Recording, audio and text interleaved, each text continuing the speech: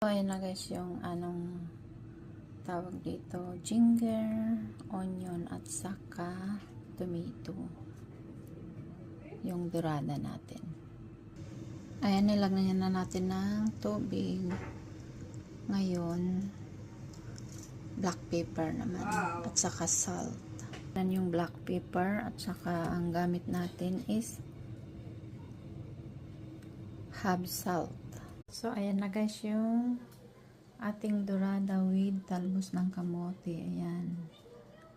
Ang sarap. So, kain na.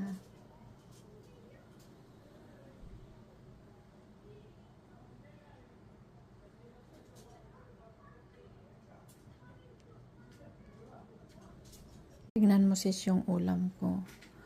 Dorada with talbos ng kamote. Ayan.